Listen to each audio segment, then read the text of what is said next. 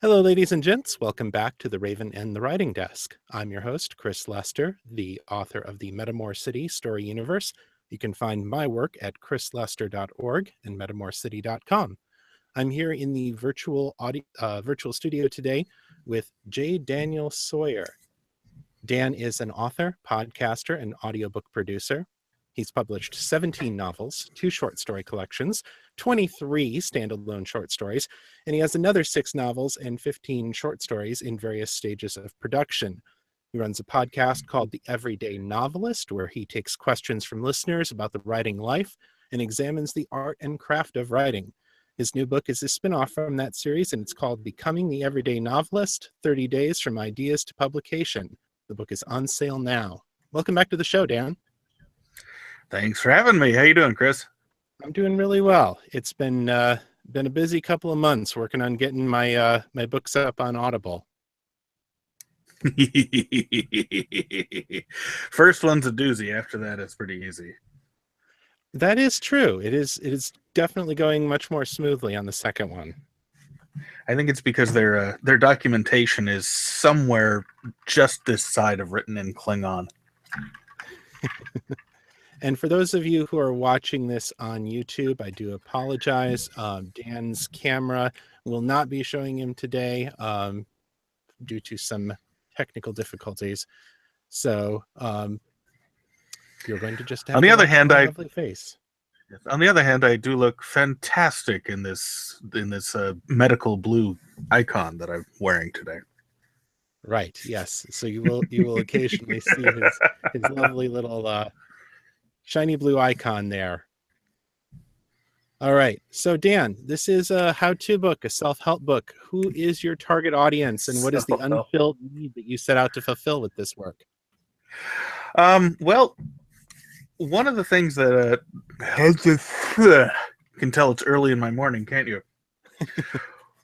I'm a night owl. I write until 4 or 5 at night, and I wake up around noon. So it's about 1 o'clock, and I'm just barely awake. One of the things that happens with NaNoWriMo in November is that everybody tries to write a book of 50,000 words or so in 30 days, and then they spend the rest of the year revising it and finishing it and contemplating whether they were successful, which takes a very good thing, practice in writing fast, and turns it into a very bad thing, practice in not finishing and publishing. And so last NaNoWriMo, it's 2 NaNoWriMos ago now, I started a podcast that runs every day at theeverydaynovelist.com. And the first 35 days of the podcast were walking through how to write a complete story in 30 days, and then a 5-day postmortem on how to get it revised and proofread and up to the markets very, very quickly instead of waiting around all that time. Well, a year went by, and I realized that there was a lot I could add to that. So those first 35 episodes got expanded and filled out and completed and a little bit reorganized, and they have become this book. Nice. So this is specifically targeted at new writers, people who are early in their careers. This is, new writers or writers that are trying to up their productivity. Because one of the things that runs through the... God, sorry, early in my morning. Just start the sentence over, and we'll fix it in post. Okay, thank you. New writers, yes, but also writers that are looking to New writers, yes, but also writers that are looking to up their productivity. The book walks through the basic story structure of a novel, but in the interstitial times, it also, interstitial meaning in between the major plot point turning points in a typical Western novel. I talk about workflow habits, ergonomics, and techniques for writing multiple drafts at once, so that by the time you're done, you're actually done. You're not just ready to go and rewrite. So, if I'm an aspiring writer or a writer who's looking to up my game, why should I care whether I can write a novel in a month? What does it matter whether I'm writing 1,700 words a day or 1,000 words a day or 250 words a day? Well, in the most in the grossest possible terms, you've only got so many days. You don't know how many of those are. You could have another 10 before you walk out in front of your house and get hit by a car, or you could have another 60, 70 years worth of days. But however many days you have, you've only got so many. I guarantee, regardless of what kind of writer you have more stories in your head than you've got days left to you. So the more of them you can tell, and tell well, the better off you are, the better off your audience is. And on that off chance that you wind up being one of those writers who taps a cultural vein and lasts for hundreds of years, the better off the future is. So, near the beginning of this book, you advise authors to take all of their pre planning work that they've done on their novel and throw it out before they begin writing. Yep. But I know you, Dan. You're in the midst of writing a multi volume science fiction epic, and I know you've put a ton of work into planning that. So, Yep. when should writers plan and how should they plan? Well, it's going to vary depending a lot on what story you're writing and what kind of person you are, how your brain works. The reason I advise throwing it out, and particularly throwing out outlines and any sort of deep character development you've done, is because when you're working through a plot on the fly and developing characters on the fly, you tend to have access to a level of creative genius that you don't have if you're sitting with role-playing game mechanics or with a piece of paper and an outline and putting stuff together yourself, whatever your process is. And the reason is that when you're doing something other than working through the story itself, you're not engaged. Your creativity isn't fully engaged. You're wasting cycles, and when you're fully engaged and deep in the story, your subconscious brain will notice things about the story you're telling that it won't notice when you're in a planning overview mapping stage. That doesn't mean that if you're telling a highly complex story, you don't actually need to do some kind of background work, or that you won't find, like in the case of sorry, there's people at the door, or that you won't find, as is the case with the books I'm doing now, that it takes more than just what's happening at the keyboard. In my case, I'm finally finishing a story I have been trying to write for 25 years. And I had the germ of it 25 years ago. I've made 4 stabs at it, and I've finally grown into it.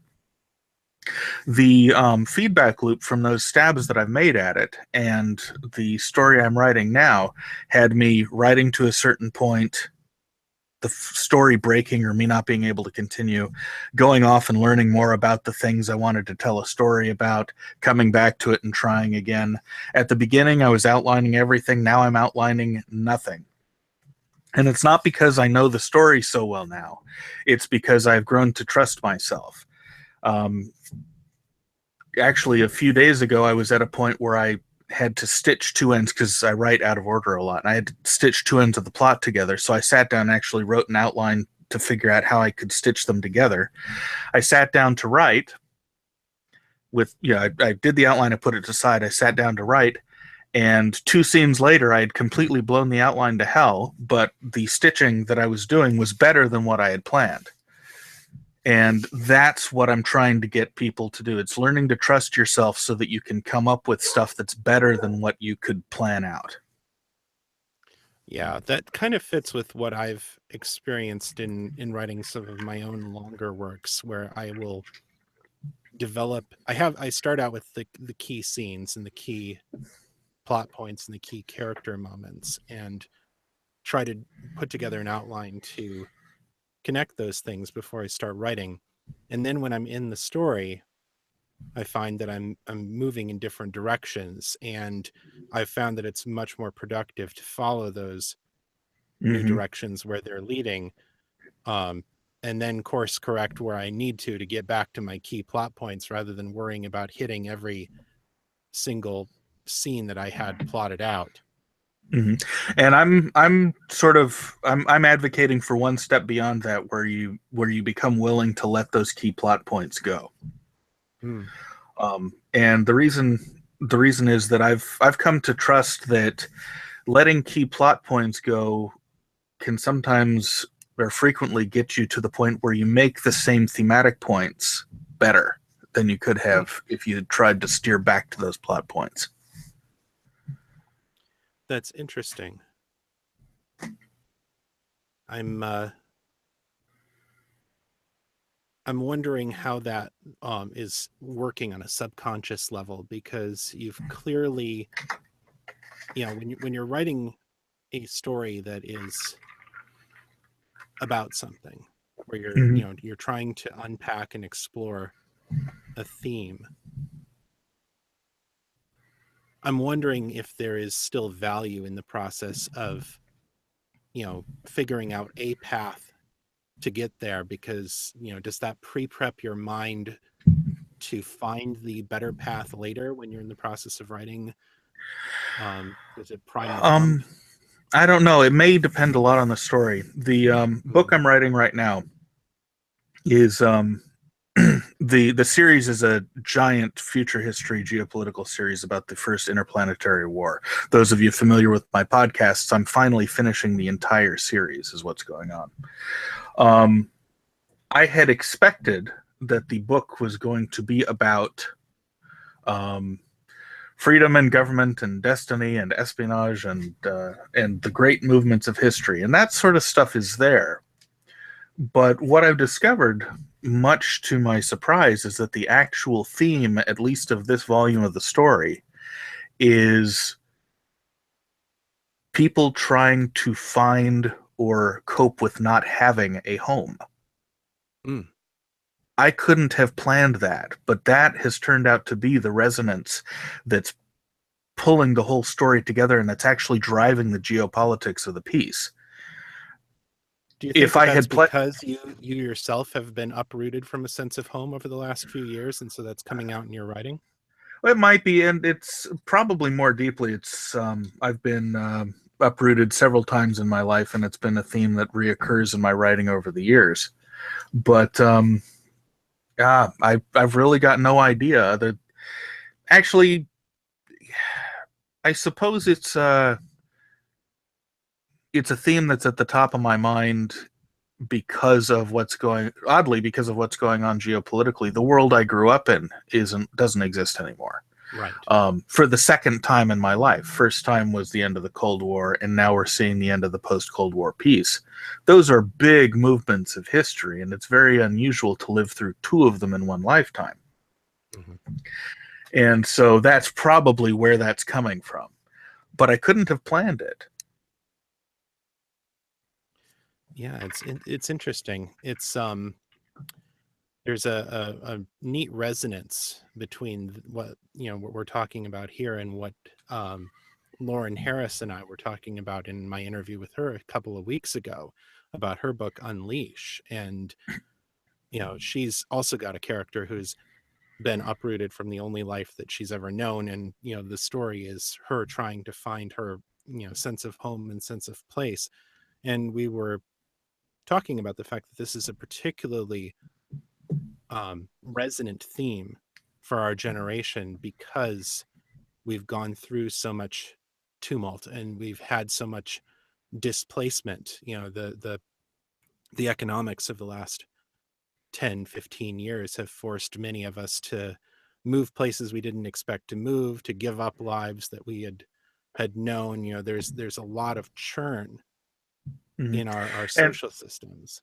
yeah, and the irony, of course, being that our generation and the one following moves less than any generation in America before that, but we grew up expecting that it would never be necessary, that that was part of the past. And so it's the disconnect between the expectation and the reality, I think, that's gotten us. What is it Buddha said, that expectation is the source of all heartache? Yep. What's the most important thing that you learned over the course of researching or writing this book?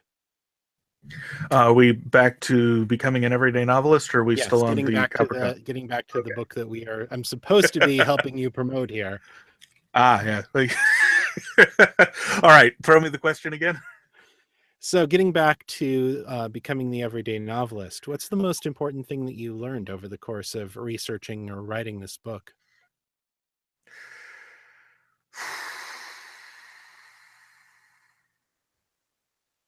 Hmm.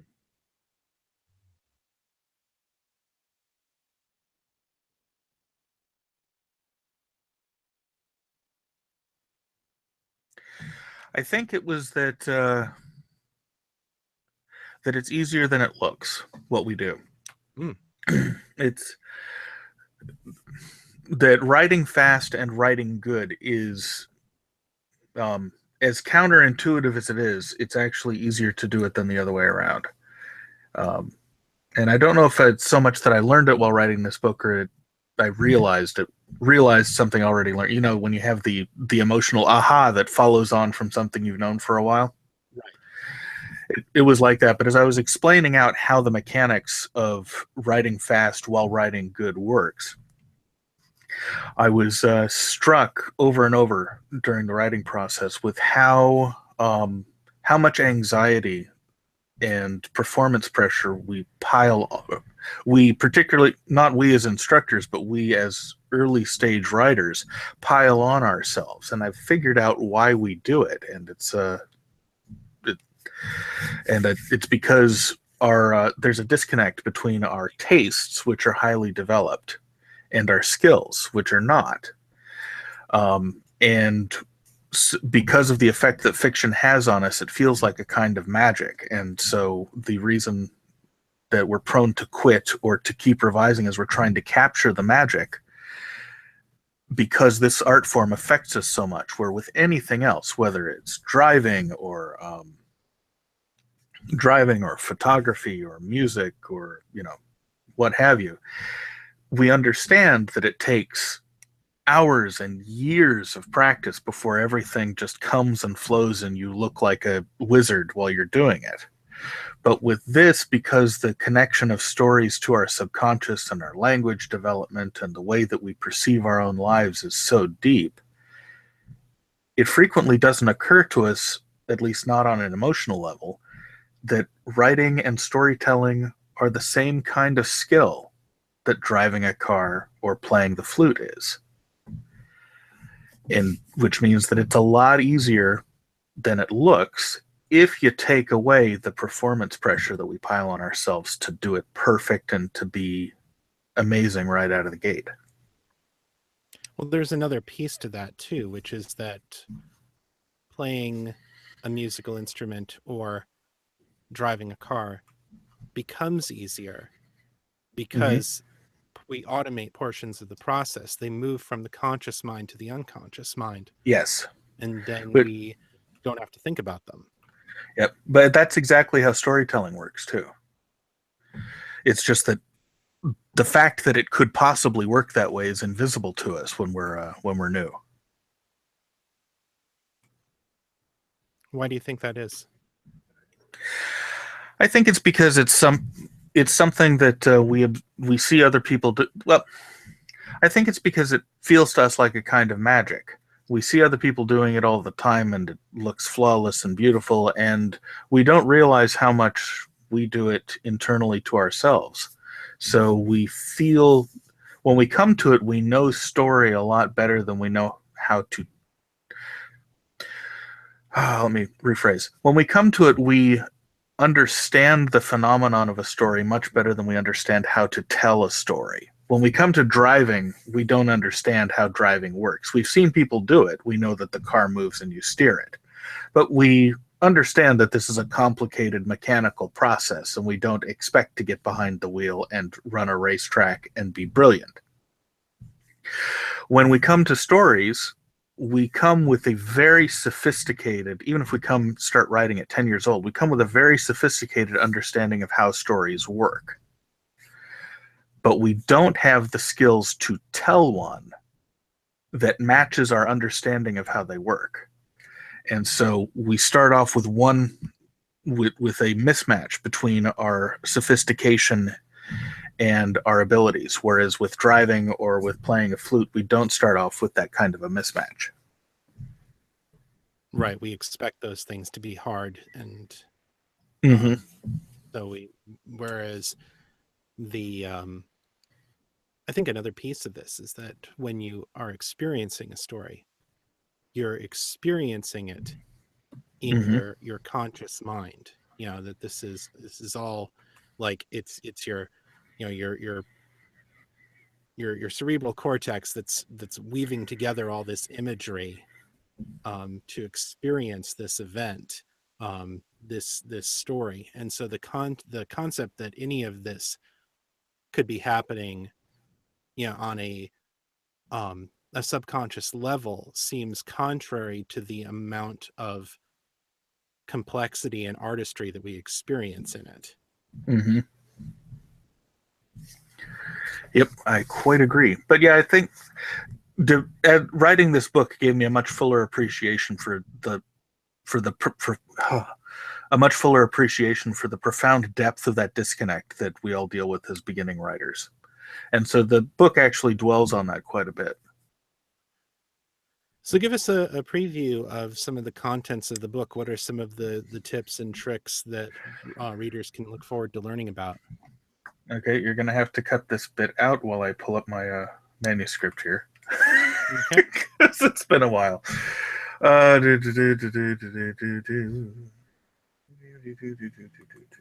the wrong book. The Everyday Novelist.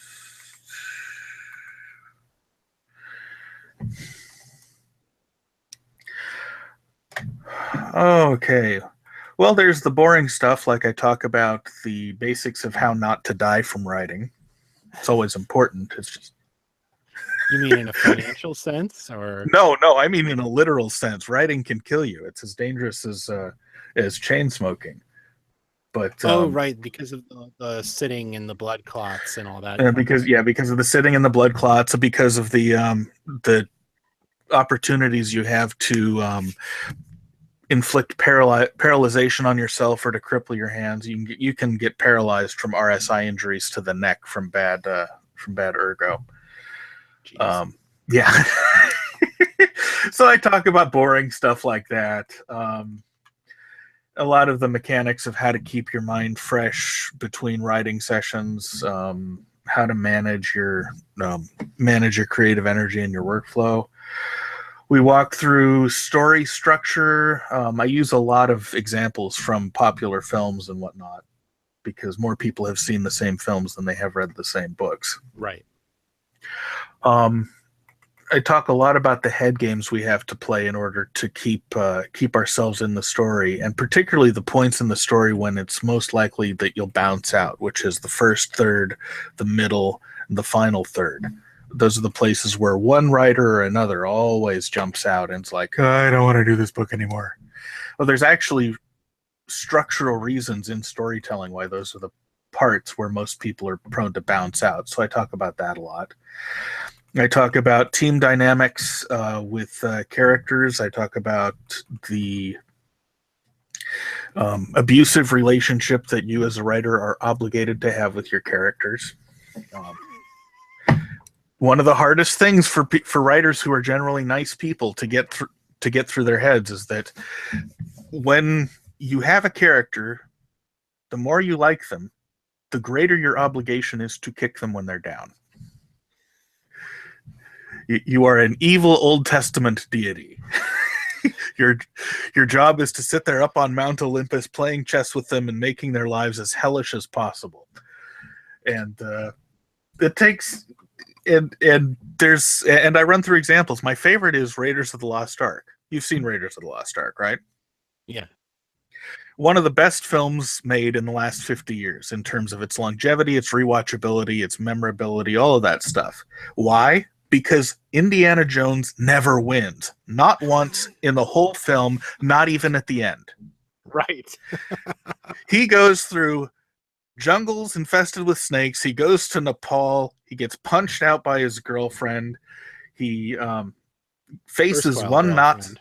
erstwhile girlfriend. He faces one Nazi after another. He has business partners that hate him. He's doing a job for the CIA that won't give him any resources to do the job. He gets shot. He gets punched in the bullet wound. He gets thrown off cliffs. He gets dropped into a tomb full of snakes. He finds the Ark of the Covenant. It's immediately stolen from him. He faces the wrath of God, literally. And then at the end, he gets nothing. Absolutely nothing for it. And we love him because of it. And that's the thing. The audience identifies with characters because they have it worse off than we do. We don't identify with characters because they're brave or handsome or because we aspire to be who they are. We identify with them because, oh my God, someone else is having a bad day. This more than anything else is why Jim Butcher's The Dresden Files is such a hit. Mm-hmm. Yep. So so I talk about stuff like that, talk about all sorts of character psychodynamics. I talk about the way that setting impacts your characterization and the shape of your story. Talk about matching the stakes of your story to the scale, or matching the stakes of your story to the scale of your concerns, so that you don't have Pee Wee Herman chasing his bike across town in order to avert a Nazi plot to save the world. Those two things together won't work.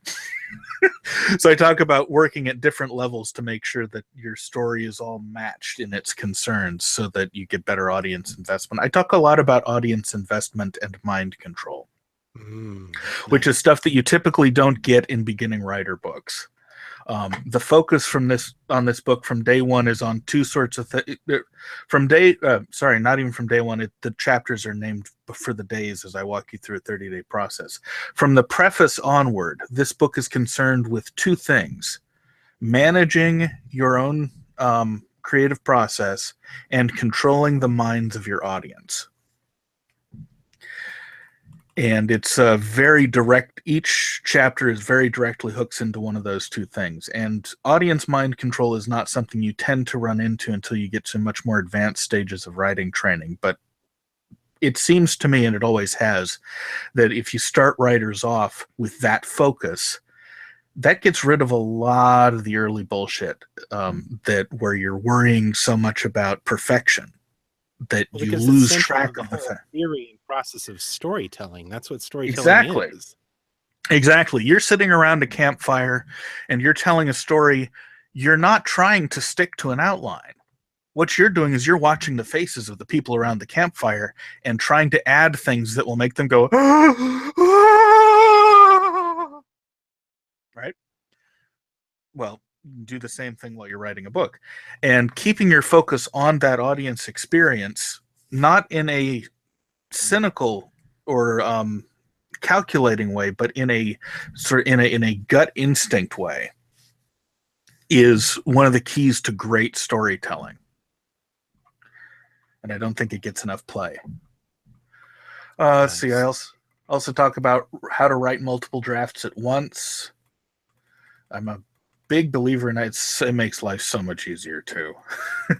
When you talk about that, you're referring to the process of cycling back through your manuscript. Mm-hmm. Yep. See. I talk about longevity. I talk a lot about longevity and how to do this every day while remaining fresh. That's part of the head games part of it, because one of the problems that you will notice with writers who have high output, you'll get some of them like Ray Bradbury, who no matter what they write or when they wrote it, it's fresh, new, interesting, and fantastic. Even if it doesn't wind up being to your taste, it still weaves a spell and it sucks you in. Then you have other writers who seem to peak in their late 40s or early 50s and then just slide downhill and write the same thing over and over. Robert Ludlum was one of these. And there is a reason that happens. There's actually three reasons that happens. One of them is golden handcuffs, which I talk about glancingly. Yeah. Another one of them is laziness, and a third one is uh, is that the writers who wind up writing the same story over and over are writers who stop growing as people as well as a creative force. And there's ways that you can keep yourself growing as a person. It's uncomfortable. You have to sign yourself up for a life of particularly ideological discomfiture. But what a difference it makes in the way that your writing works and evolves over the course of a life. So I talk a lot about how that works and how to keep yourself fresh and churning. Nice. Talk about research, talk about all the interesting problems that crop up in the final third of a book. Lots of story structure stuff. I'm basically just scrolling through the manuscript here. Okay. I think we've given the audience enough to be enticed. And one other thing, I talk about how being a writer is going to make a difference in who you decide to marry or partner up with. Right. And how to avoid divorce if you're already married. Yeah, I was going to ask if there was anything in there about how you write 1,700 words a day and still have a relationship. That's actually not the hard part. 1,700 words doesn't take long. I'm doing 5,000 words a day right now. That takes a while, but 1,700 words a day is 2 hours work. That's not the difficult part. The difficult part is that if you're writing from your gut, you're going to come out with a lot of stuff that is ugly or uncomfortable and that you wouldn't talk about in polite society. And I've seen marriages fail because the non-creative partner couldn't handle the kinds of things that that the creative partner was thinking about or writing about. Mm.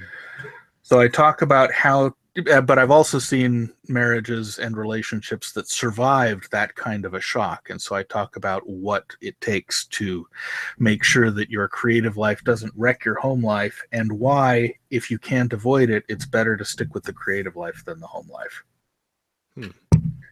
Which is a bit radical, but I make a case for it. You can take it or leave it as your values dictate. But it's the kind of thing that every creative person I know has come up against at one point or another. So what's next for you? What are you currently working on?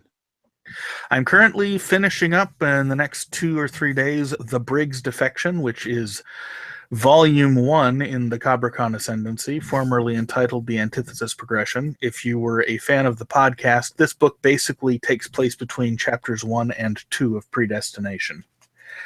And after that, I'm zipping forward to do Volume 4, 5, and 6, and we're going to be releasing one per month starting July 1st. I'm going to do all 6 volumes, repackaged, retitled, gussied up, all fresh and new, and the whole series is going to be done by the end of the year. Sweet. And it's going to be a beautiful thing. What's that? And it's going to be a beautiful thing. Yes. Are you going to be producing audiobook versions? Yes. Yes, not full cast initially. The full cast will continue on the podcast, but the audiobooks I've got to get out fast enough so that the wider paying audience can hear them as the books come out, and I don't have time to do full cast for those. Yeah. So the last time you were on the show was on episode 55, which was just a little less than a year ago. Is there anything that you're doing differently now in your craft or business of writing from what you were doing back then? Boy, a year ago. Let's see. Well, in the last year, I've done another 4 books. Did Hadrian's. I've gone into YA. I wrote my first YA book. The business-wise, let's see. We incorporated the publishing company. That's been a whole fun bit of learning. I mean fun both in the ironic and in the genuine sense.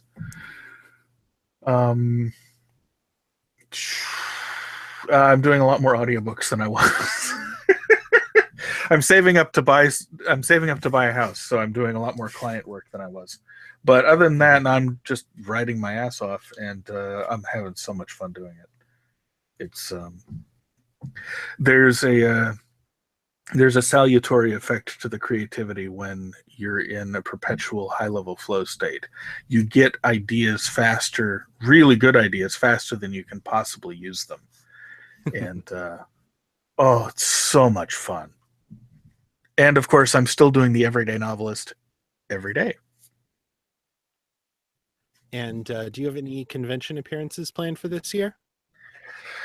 Not for this year, but next year I will be traveling the country, probably doing a documentary on the changing nature of the publishing business. So I'll be hitting conventions and interviewing people and sitting on panels and provoking riots and all that good stuff.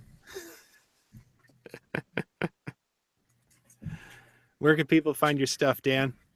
You can find just about everything I'm doing at www.jdsawyer.net, and you can find the Everyday Novelist podcast at www.everydaynovelist.com. Awesome. Thanks so much for being on the show again, Dan. It was great to have you. Thanks for having me.